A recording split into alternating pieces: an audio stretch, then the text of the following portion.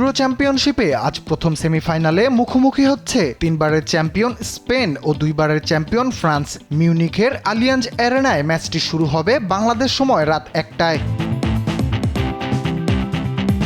র্যাঙ্কিংয়ে যদিও স্পেন থেকে এগিয়ে আছে ফ্রান্স।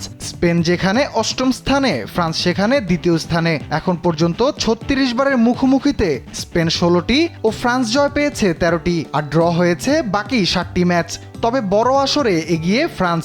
এটা হবে দুই দলের ষষ্ঠ বড় লড়াই। প্রথম ৪টির মধ্যে ৩টি জিতে নেয় ফ্রান্স। ১৯৮৪ ইউরোর ফাইনালে ২-০-তে, ২০০০ সালের ইউরোর শেষ ৮-এ ২-১-এ ও ২০০৬ বিশ্বকাপের শেষ ৮-এ ৩-১-এ। সবশেষ ২০১২ ইউরোর কোয়ার্টার ফাইনালে ২-০ গোলে জিতেছে স্পেন।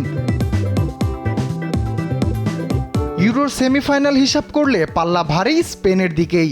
স্পেন ৫ বার সেমিফাইনাল খেলে জিতেছে ৪টিতে। তাদের একমাত্র হারটি ২০২০ সালের ইউরোতে ইতালির কাছে। অন্যদিকে ইউরোর সেমিতে মোট ৫ বার খেলে ফ্রান্স জিতেছিল ৩টিতে, হেরেছিল ২টিতে। এদিকে এবারের ইউরোতে স্পেনই একমাত্র দল যারা কিনা ৫ ম্যাচের সবকটিতেই জিতেছে। ইউরোর ইতিহাসে এক আসরে কোনো দলই টানা ৬টি ম্যাচ জিততে পারেনি। আজ ফ্রান্সকে হারালে সেই রেকর্ডটি গড়বে স্প্যানিশরা। অন্যদিকে নিজেদের ফুটবল ইতিহাসে চতুর্থবারের মতো ইউরোর ফাইনালে চোখ ফ্রান্সের। ১৯৮৪, ২০০০ ও ২০১৬ সালে ফাইনাল খেলেছিল তারা।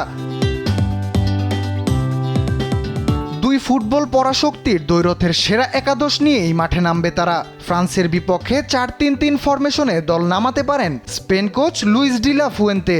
অন্যদিকে ফরাসি কোচ দিদিয়ের দেশম এমবাপ্পেদের নামাতে পারেন ৪-৩-১-২ ফরমেশনে।